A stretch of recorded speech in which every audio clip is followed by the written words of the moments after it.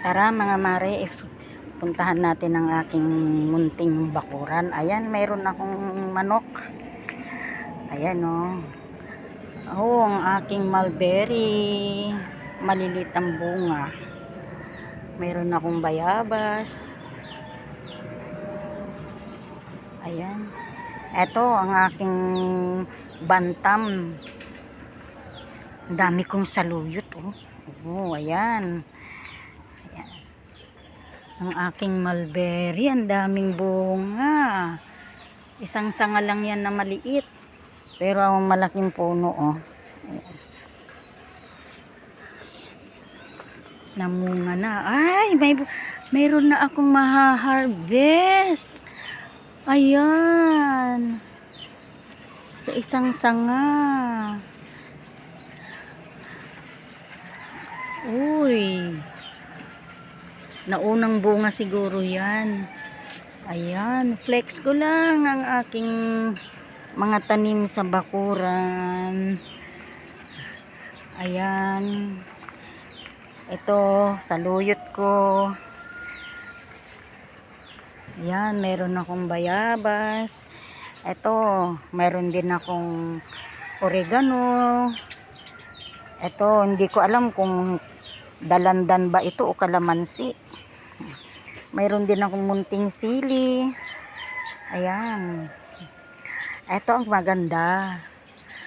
Ayun. Malapit na. Ay, pahinog na yung aking saging. Ayan. Tapos, ayun kung nakikita nyo, abot ng camera, rambutan, mga namumulaklak na. Dami na, Kita nyo ba?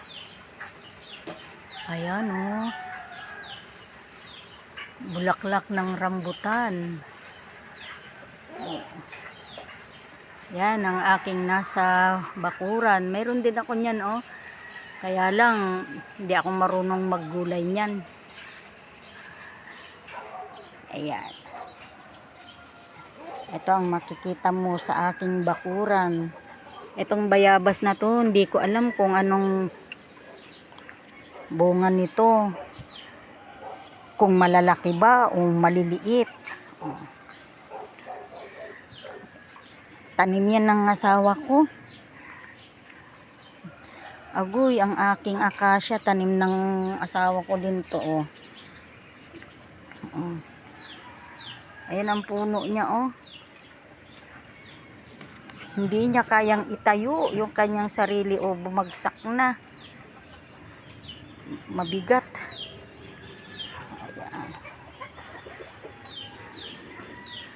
Ayan, ito lang naman ang nandito sa aking bakuran. Ay, tikat, silipin natin. Baka may naglilimlim yung aking manok na isa. Dito kaya may itlog. May itlog ba? Uy, meron nga. Ayan. Pero kukunin ko yan kasi Areko. Ayan, kukunin ko. Hindi ko na ito palilimliman kasi masyado na silang marami. Ayan may itlog na naman ako. Fresh na itlog. Yan ang nandito sa aking paligid. Ayan, may malunggay din pala ako. Na nagsanga-sanga na siya. Kasi masyado siyang mataas. Pinutol-putol ng asawa ko yan. Para Ayan. Ang aking munting bakuran. Yung aking saging mamaya. Mababa lang yan Kuha lang ako ng upuan para pisilin ko kung pwede nang harvestin. Ipaputol ko na sa aking asawa yan. Ito ang aking manok din. Hindi po ako mahilig sa manok yung asawa ko. Hindi rin siya mahilig magsabong kundi mag-alaga lang para magkaroon kami ng itlog. 'Di ba? Masipag ka lang magtanim, hindi ka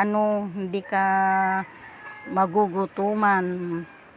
Itong aking bayabas, pag ito namunga, mapapakinabangan ng aking mga apo yan pagdating ng araw. Oh. Ayan, maraming salamat sa inyong panunood. Nanay Pepay Channel.